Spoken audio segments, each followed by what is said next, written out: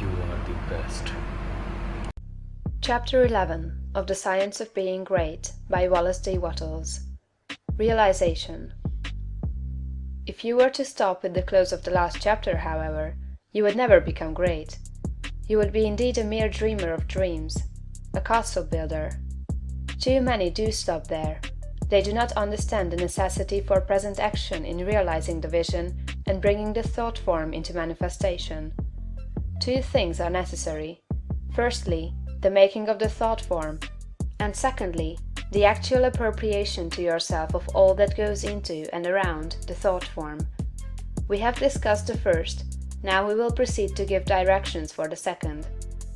When you have made your thought form, you are already in your interior what you want to be. Next, you must become externally what you want to be. You are already great within, but you are not yet doing the great things without. You cannot begin on the instant to do the great things.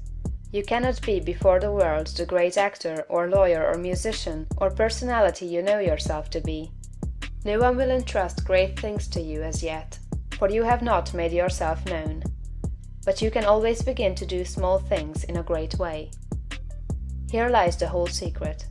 You can begin to be great today in your own home, in your store or office, on the street, everywhere. You can begin to make yourself known as great, and you can do this by doing everything you do in a great way. You must put the whole power of your great soul into every act, however small or commonplace, and so reveal to your family, your friends and neighbors what you really are. Do not brag or boast of yourself. Do not go about telling people what a great personage you are. Simply live in a great way. No one will believe you if you tell him you are a great man, but no one can doubt your greatness if you show it in your actions. In your domestic circle, be so just, so generous, so courteous and kindly, that your family, your wife, husband, children, brothers and sisters shall know that you are a great and noble soul.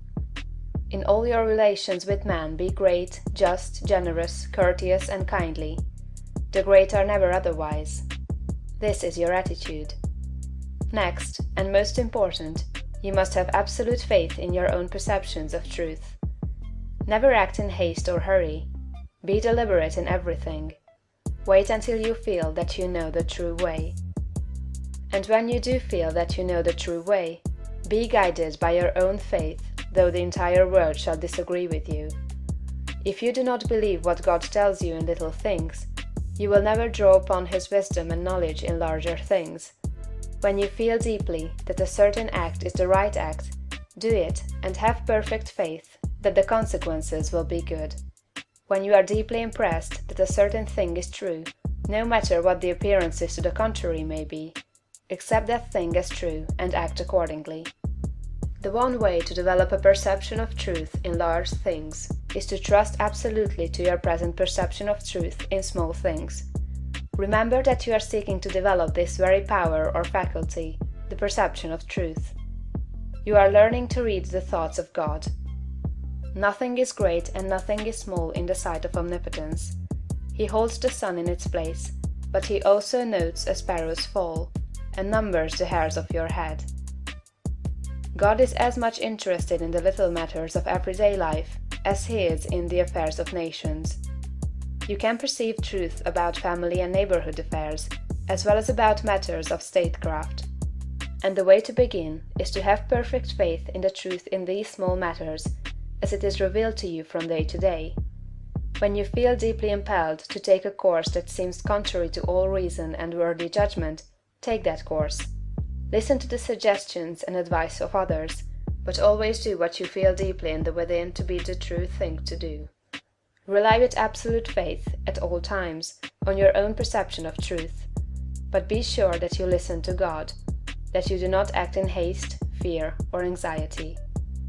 Rely upon your perception of truth in all the facts and circumstances of life.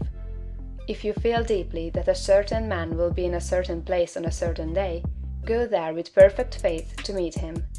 He will be there, no matter how unlikely it may seem. If you feel sure that certain people are making certain combinations or doing certain things, act in the faith that they are doing those things. If you feel sure of the truth of any circumstance or happening, near or distant, past, present, or to come, trust in your perception. You may make occasional mistakes at first, because of your imperfect understanding of the within. But you will soon be guided almost invariably right. Soon your family and friends will begin to defer more and more to your judgment, and to be guided by you. Soon your neighbors and townsmen will be coming to you for counsel and advice. Soon you will be recognized as one who is great in small things, and you will be called upon more and more to take charge of larger things. All that is necessary is to be guided absolutely, in all things, by your inner light, your perception of truth. Obey your soul, have perfect faith in yourself. Never think of yourself with doubt or distrust, or as one who makes mistakes. If I judge, my judgment is just, for I seek not honor from man, but from the Father only. End of chapter 11.